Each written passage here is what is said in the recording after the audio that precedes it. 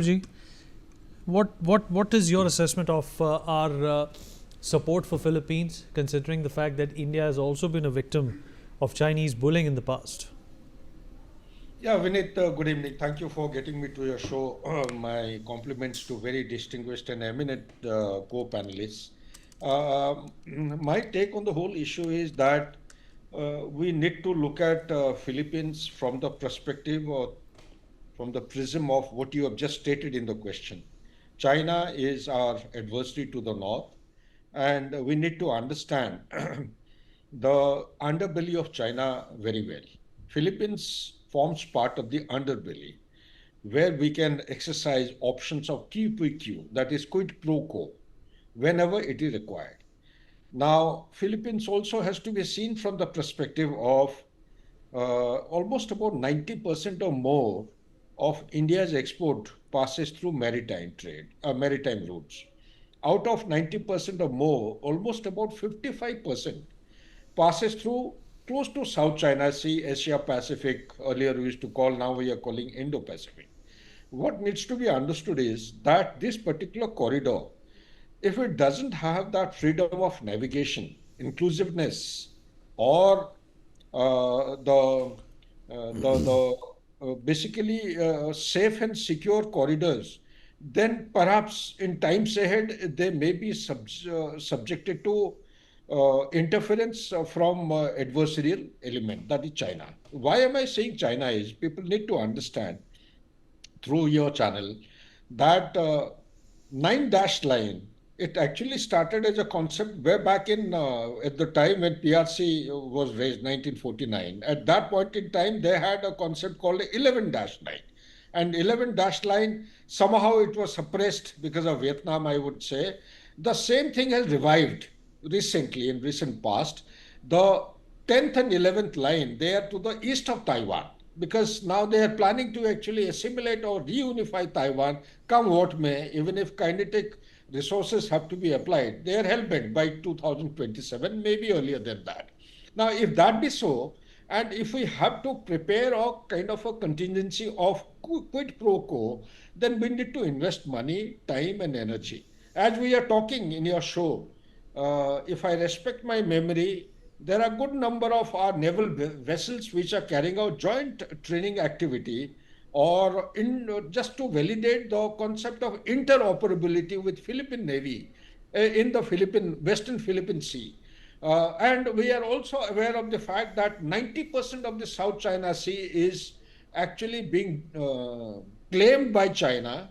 And all the three island archipelago, whether you talk about Spratly or you talk about Paracel Island or Thomas Shoal, all of them are dominated. There is an island which is immediately in the west of Philippines, I think it's Thomas Shoal, and it's about 1,200 kilometers away from the coastline. It defies all the concept of maritime conventions which are existing today. China has got its ships and vessels, the coastal batteries are deployed there, and doesn't allow Philippines to exercise its basic mandate of EEZ, Exclusive Economic Zone. So under these circumstances, India is doing good.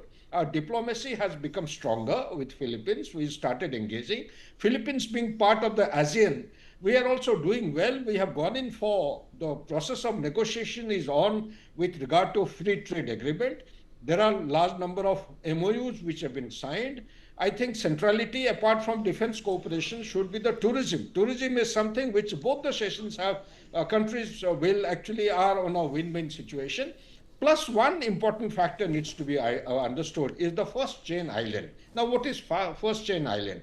First chain island is actually extending from Kuril Island, north of Japan, and touching the alignment of Philippines, coming down towards Brunei. This is the first chain island on which the Taiwan is also resting. Now, this is the first line of defense as far as USA is concerned, and they want, as per their design of battle, they want to restrict all maneuvering capability of China's naval fleets to first chain of island. On the contrary, China wants to break open by capturing Taiwan, assimilating or reunifying with China, so that it has got a free run right up to Hawaii. Asia Pacific, so that it can claim itself to be a blue water navy. These are the process of contestation which are unfolding by the day, and I would recommend that it's about time, for the sake of security and classified confidentiality, I would say. I can't disclose certain things, but India is investing, in addition to having given them BrahMos. I think 3 batteries have already been sold, 375 million. They have shown interest to buy a couple of more, maybe 2 batteries more. Along with them, Vietnam and Indonesia, they have gone in for very serious and advanced stage of negotiation for BrahMos. Operation Sindoor is a testimony of our Atmanirbhar Bharat. And also the Akash Tir is showing a lot of interest amongst the ASEAN nations.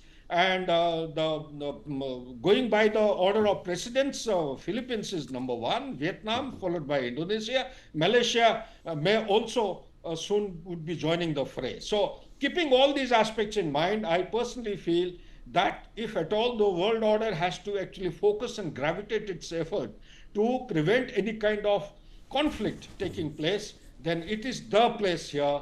And I would say the Central European conflict, which is going on today, the Russia-Ukraine and the Middle East conflict, would be actually dwarfed in size and content and intensity if we do not pay attention to what is happening in South China Sea. So India is doing great by actually engaging with Philippines, and we need to also address our the trade balance. Trade balance with ASEAN is actually in deficit. It is not in favor of India.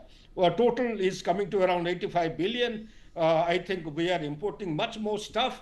There is a danger because India has pulled out of RCEP, that Regional Comprehensive Economic Partnership. That is a grouping of 15 countries dominated by China. It is good, but there are counter arguments also as to why it is not good. If we are pulled out of RCEP, we need to Okay. look at across Pacific, Asian Pacific groupings such as Mercosur, which has got Mexico, Canada, Chile, Bolivia, all these All right. countries. Fair